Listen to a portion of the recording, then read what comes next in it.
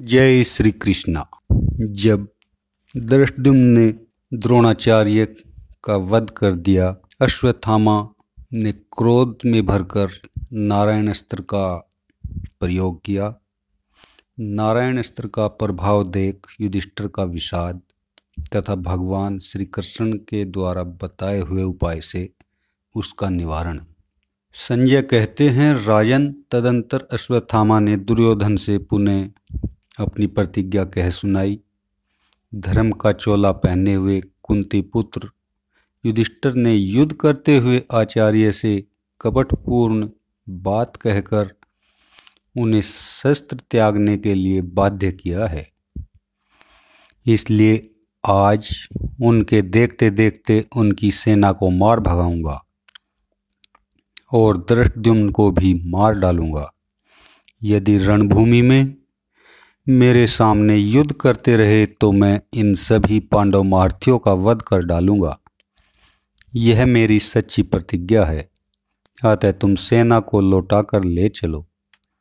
उसकी बात सुनकर आपके पुत्र ने सेना को पीछे लौटाया और भय त्याग कर बड़े जोर से सिंहनाद किया।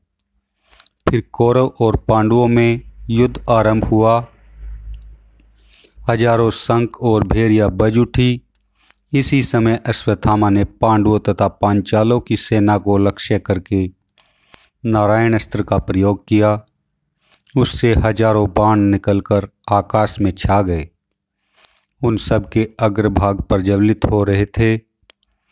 उनसे अंतरिक्ष और दिशाएं आच्छादित हो गई। फिर लोहे के गोले, चतुष्चक्र, द्विचक्र, शतघ्नी, गदा और जिसके चारों ओर छुरे लगे हुए थे, ऐसे सूर्यमंडलाकार चक्र प्रकट हुए।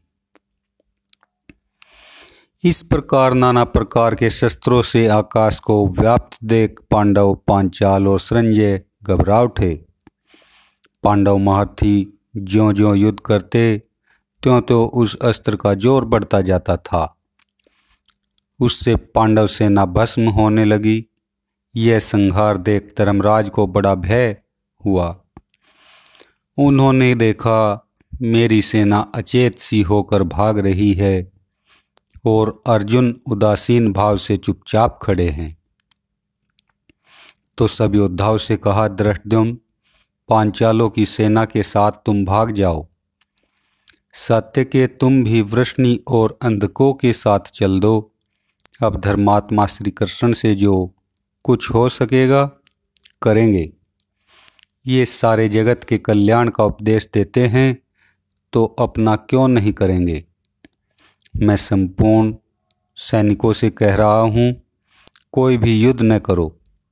भाइयों को साथ लेकर मैं अग्नि में प्रवेश कर जाऊँगा। अर्जुन की मेरे प्रति जो कामना है वह शीघ्र ही पूरी हो जानी चाहिए,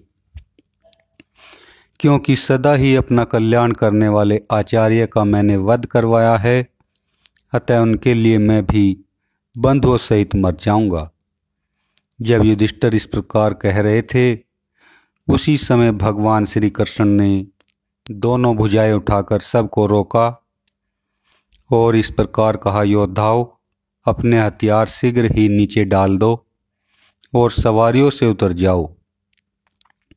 नारायण अस्त्र की शांति का यही उपाय बताया गया है।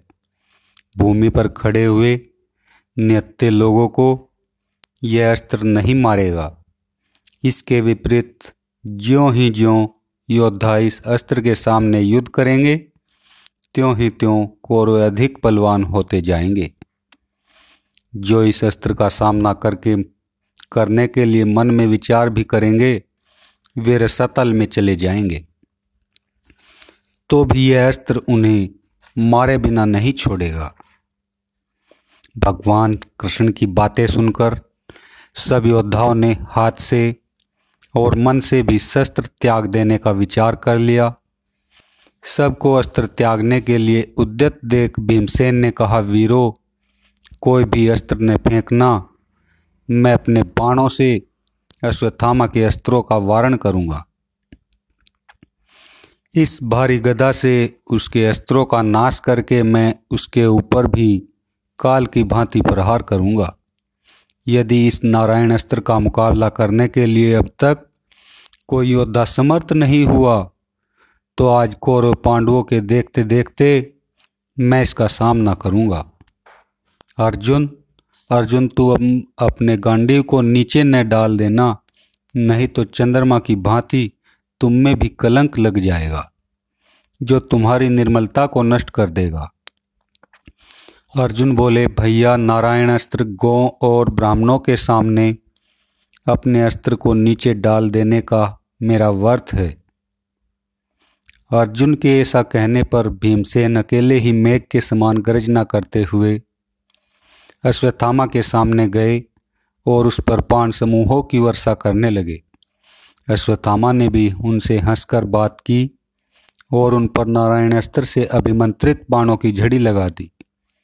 महाराज, भीमसेन जब उस अस्त्र के सामने बाण मारने लगे उस समय जैसे हवा का सहारा पाकर आग प्रज्वलित हो उठती है, उसी प्रकार अस्त्र का वेग बढ़ने लगा।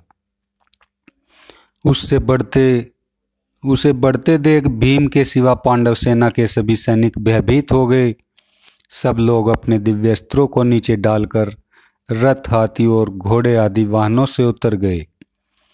अब वह महाबली अस्त्र सब ओर से हटकर भीम के मस्तक पर आ पड़ा।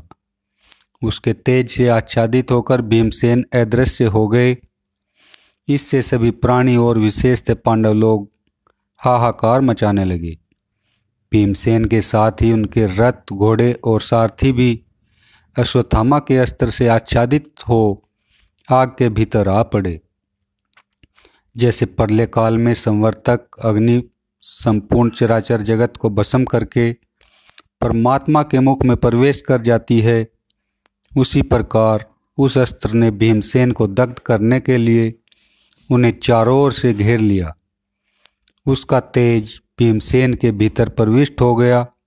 यह देख अर्जुन और श्री कृष्ण दोनों वीर तुरंत ही रथ से कूद पड़े और भीम की ओर दौड़े। वहां पहुंचकर दोनों उस अस्त्र की आग में घुस गए, किंतु अस्त्र त्याग देने के कारण वह आग इन्हें जला न सकी।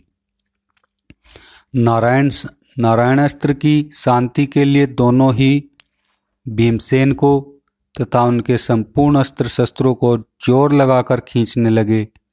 उनके खींचने पर भीमसेन और जोर से गर्जना करने लगे। इससे वह भयंकर अस्त्र और भी उग्र रूप धारण करने लगा। तब भगवान श्री कृष्ण ने भीम से कहा, पांडुनंदन, यह क्या बात है? मना करने पर भी तुम युद्ध बंद क्यों नहीं करते? यदि इस समय युद्ध से ही कौरव जीते जा सकते तो हम तथा ये सभी राजा युद्ध ही करते। यहाँ हट से काम नहीं चलेगा। तुम्हारे पक्ष के सभी योद्धा रथ से उतर चुके हैं, तुम भी शीघ्र उतर जाओ। यह कहकर श्री कृष्ण ने उन्हें रथ से नीचे खींच लिया। नीचे उतरकर ज्यों ही अपना अस्त्र धरती पर डाला, त्यों ही नारायण अस्त्र शांत हो गया। इस प्रकार उस दुस्सह तेज के शांत हो जाने पर संपूर्ण दिशाएं साफ हो गई, ठंडी हवा चलने लगी तथा पशु पक्षियों का कोलाहल बंद हो गया। हाथी और घोड़े आदि वाहन भी सुखी हो गए। पांडवों की जो सेना मरने से बच गई थी, वह अब आपके पुत्रों का नाश करने के लिए पुनः हर्ष से भर गई। उस समय दुर्योधन ने द्रोण पुत्र से कहा, अश्वत्थामा, एक बार फिर इस अस्त्र का प्रयोग करो। देखो, वह पांचालों की सेना विजय की इच्छा से पुनः संग्राम भूमि में आकर डट गई है। आपके पुत्र के ऐसा कहने पर अश्वत्थामा दीनतापूर्ण उच्छ्वास लेकर बोला, राजन, इस अस्त्र का दोबारा प्रयोग नहीं हो सकता। दोबारा प्रयोग करने पर यह अपने ही ऊपर आकर पड़ता है। श्री कृष्ण ने इसे शांत करने का उपाय बता दिया, नहीं तो आज संपूर्ण शत्रुओं का वध हो ही जाता। दुर्योधन ने कहा, भाई, तुम तो संपूर्ण अस्त्रवेताओं में श्रेष्ठ हो। यदि इस अस्त्र का 2 बार प्रयोग नहीं हो सकता तो अन्य अस्त्रों से ही इनका संहार करो। क्योंकि ये सभी गुरुदेव द्रोण के हत्यारे हैं। तुम्हारे पास बहुत से दिव्यास्त्र हैं। यदि मारना चाहो तो क्रोध में भरे हुए इंद्र भी तुमसे बचकर नहीं जा सकते। पिता की मृत्यु याद आ जाने से अश्वत्थामा पुनः क्रोध में भरकर धृष्टद्युम्न की ओर दौड़ा। निकट पहुंचकर उसने पहले 20 और भी फिर 5 बाणों से उसे घायल किया। धृष्टद्युम्न ने भी 64 बाण मारकर अश्वत्थामा को बींध डाला तथा 20 बाणों से सारथी को और 4 से उसके घोड़ों को घायल कर दिया। धृष्टद्युम्न अश्वत्थामा को बारंबार बींधकर पृथ्वी को कंपायमान सा करता हुआ गरजने लगा। अश्वत्थामा ने भी कुपित हो धृष्टद्युम्न को 10 बाण मारे, फिर 2 छुरों से उसकी ध्वजा और धनुष काट दिए। इसके बाद अन्य बहुत से सहायकों द्वारा धृष्टद्युम्न को पीड़ित किया और घोड़ों तथा सारथी को मारकर उसे रथहीन कर दिया। तत्पश्चात उसके सैनिकों को भी मार भगाया। यह देखकर सात्यकी अपने रथ को अश्वत्थामा के पास ले गया। वहां पहुंचकर उसने अश्वत्थामा को पहले 8 फिर 20 बाणों से बींध दिया। इसके बाद सारथी तथा घोड़ों को घायल किया, फिर उसके धनुष और ध्वजा को काटकर रथ को भी तोड़ डाला। तदंतर उसकी छाती में 30 बाण मारे। उस समय दुर्योधन ने 20, कृपाचार्य ने 3, कृतवर्मा ने 10, कर्ण ने 50, दुशासन ने 100 तथा वृषसेन ने 7 बाण मारकर सात्यकी को घायल किया। तब सात्यकी ने एक ही क्षण में उन सभी मार्तियों को रथहीन करके रणभूमि से भगा दिया। इतने में अश्वत्थामा दूसरे रथ पर सवार होकर आया और सैकड़ों सहायकों की वृष्टि करता हुआ सात्यकी को रोकने लगा। सात्यकी ने जब उसे आते देखा तो पुनः उसके रथ के टुकड़े टुकड़े करके उसे मार भगाया। सात्यकी का वह पराक्रम देख पांडव बारंबार शंख बजाने और सिंहनाद करने लगे। इस प्रकार द्रोण पुत्र को रथहीन करके सात्यकी ने वृषसेन के 3000 महारथियों का, कृपाचार्य के 15000 हाथियों का तथा शकुनि के 50,000 घोड़ों का संहार कर डाला। इसी बीच में अश्वत्थामा पुनः दूसरे रथ पर आरूढ़ हो सात्यकी का वध करने के लिए क्रोध में भरा हुआ आया। सात्यकी पुनः उसे तीखे बाणों से बीनने लगा।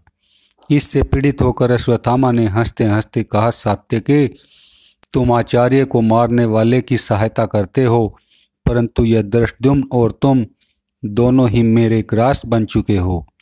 किसी तरह अब बचकर नहीं जा सकते। युयुधान, मैं अपने सत्य और तपस्या की शपथ खाकर कहता हूँ, समस्त पांचालों का नाश किए बिना चैन नहीं लूँगा।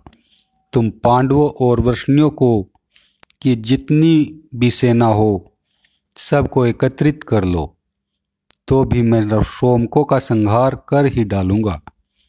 यह कहकर अश्वत्थामा ने सात्यकी पर एक बहुत तीखा बाण मारा। उसने सात्यकी का कवच छेद कर उसे अत्यंत चोट पहुंचाई। कवच छिन्न-भिन्न हो गया। उसके हाथ से धनुष और बाण गिर गए। खून से लथपथ हो वह रथ के पिछले भाग में जा बैठा। यह देख सारथी उसे अश्वत्थामा के सामने से अन्यत्र हटा ले गया। तदंतर अर्जुन, भीमसेन, वृत्रशत्रु, चेदी राजकुमार, सुदर्शन, ये 5 महारथी आ पहुँचे और सबने चारों ओर से अश्वत्थामा को घेर लिया। उन्होंने 20 पग दूर रहकर अश्वत्थामा को 5-5 बाण मारे। अश्वत्थामा ने भी एक ही साथ 25 बाण मारकर उनके सब बाणों को काट दिया। इसके बाद उसने वृत्रशत्रु को 7, सुदर्शन को 3, अर्जुन को 1 और भीमसेन को 6 बाणों से बींध डाला। तब चेदी देश के युवराज ने 20, अर्जुन ने 8 और अन्य सब लोगों ने 3-3 बाणों से अश्वत्थामा को घायल कर दिया। इसके बाद अश्वत्थामा ने अर्जुन को 6, श्री कृष्ण को 10, भीमसेन को 5, चेदी युवराज को 4 और सुदर्शन तथा वृत्रशत्रु को 2-2 बाण मारे। फिर भीमसेन के सारथी को 6 बाणों से घायल कर 2 बाणों से उसकी ध्वजा और धनुष काट डाले। तत्पश्चात सहायकों की वर्षा से अर्जुन को भी बींध कर उसने सिंह के समान गर्जना की। फिर 3 बाणों से उसने अपने रथ के पास ही खड़े हुए सुदर्शन की दोनों भुजाएं और मस्तक उड़ा दिए। रथ शक्ति से पौरव वृत्रशत्रु को मार डाला तथा अग्नि के समान तेजस्वी बाणों से चेदी देश के युवराज को सारथी और घोड़ों सहित यमलोक भेज दिया। यह देखकर भीमसेन के क्रोध की सीमा न रही। उन्होंने सैकड़ों तीखे बाणों से अश्वत्थामा को ढक दिया, परंतु अश्वत्थामा ने अपने सहायकों से उनकी बाण वर्षा का नाश कर दिया और क्रोध में भरकर उन्हें भी घायल किया। तब भीमसेन ने यमदंड के समान भयंकर 10 नाराज चलाए। वे अश्वत्थामा के गले की हंसली छेद कर भीतर घुस गए। इस चोट से अत्यंत पीड़ित हो उसने आंखें बंद कर ली और ध्वजा का सहारा लेकर बैठ गया। थोड़ी देर में जब होश हुआ तो उसने भीमसेन को 100 बाणों से बीन दिया। इस प्रकार दोनों ही वर्षाकाल के मेघ के समान एक दूसरे पर बाणों की वर्षा करने लगे। महाराज, उस युद्ध में हम लोगों को भीमसेन के अद्भुत पराक्रम, अद्भुत बल, अद्भुत वीरता, अद्भुत प्रभाव तथा अद्भुत व्यवसाय का परिचय मिला। उन्होंने द्रोणपुत्र का वध करने की इच्छा से बाणों की बड़ी भयंकर वृष्टि की। इधर अश्वत्थामा भी बड़ा भारी अस्त्र वेता था। उसने अस्त्रों की माया से उनकी बाण वर्षा रोक दी और उनका धनुष काट डाला। फिर क्रोध में भरकर अनेकों बाणों से उन्हें घायल किया। धनुष कट जाने पर भीम ने भयंकर रथ शक्ति हाथ में ली और उसे बड़े वेग से घुमाकर अश्वत्थामा के रथ पर चलाया, किंतु उसने तेज बाण मारकर उसके टुकड़े टुकड़े कर डाले। इसी बीच में भीमसेन ने एक सुदृढ़ धनुष हाथ में लिया और बहुत से बाणों का प्रहार कर अश्वत्थामा को बींध डाला। तब अश्वत्थामा ने एक बाण मारकर भीमसेन के सारथी का ललाट चीर दिया। उस प्रहार से सारथी मूर्छित हो गया। उसके हाथ से घोड़ों की बागडोर छूट गई। सारथी के बेहोश होते ही भीमसेन के घोड़े सब धनुर्धारियों के देखते देखते भाग चले। विजयी अश्वत्थामा हर्ष में भरकर शंख बजाने लगा और पांचाल योद्धा तथा भीमसेन भयभीत होकर इधर उधर भाग निकले। बोलो जय श्री कृष्णा।